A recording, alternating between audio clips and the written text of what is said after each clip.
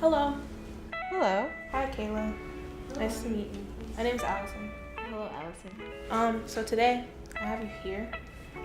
We're gonna paint a little bit. Do have questions prepared, but it can go anywhere. So I've seen a lot of the paintings you've done about the neighborhoods and gentrification and stuff. And could you tell me how that idea even came to be?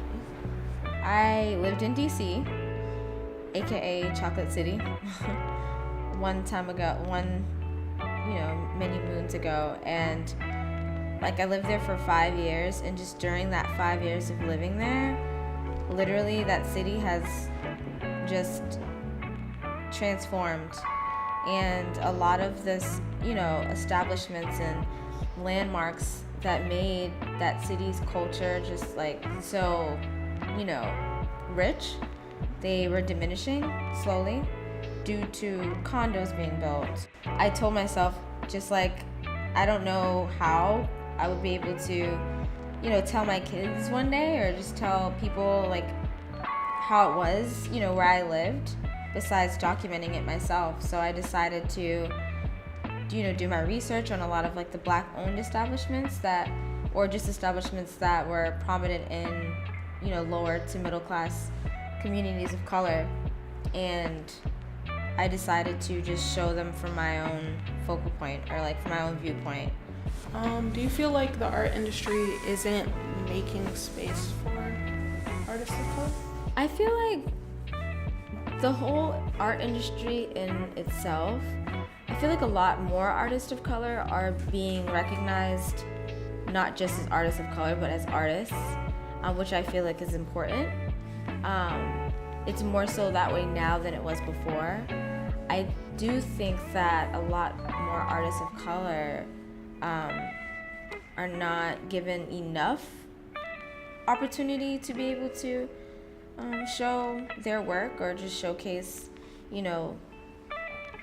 who they are and what they represent as an artist. You're not doing art full time, right?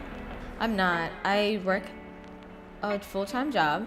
I work retail as well. Do you feel like the amount of work that you get done, the amount of pieces that you make, are affected by having to split your time?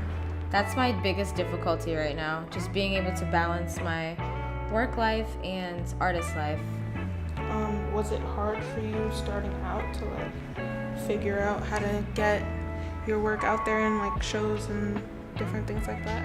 When I first started out, actually showing to a large body of people when I was in college, they would have me live paint, and it was really fun. It was cool, but I didn't like the pressure too much on painting on demand and everyone watching. It was cool for the first gig or two, but then it started getting to a point where I'm like, oh my goodness, I can't do this.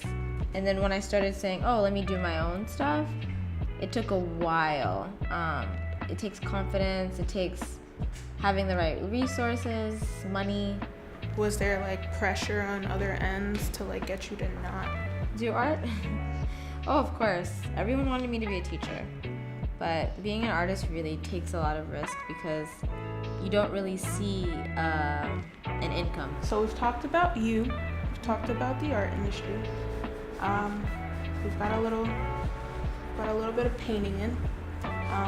So my last question, my final question for you is, there might be young artists watching this video right now, and if they are watching, what would be a piece of advice for them that you could give? Just create as organically as you can and as naturally as possible, because you're putting yourself, your truest self, into your work, and that's gonna set you apart from everyone. I don't know how far you've gotten with your piece, but we can show each other. Yes. We can.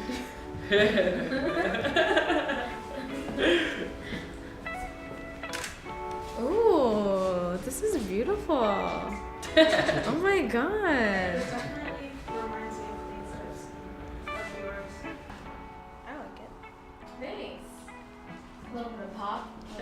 neighborhood. Do you? That beats yours beats mine. Yeah. Nice. I wish you all the luck, dude.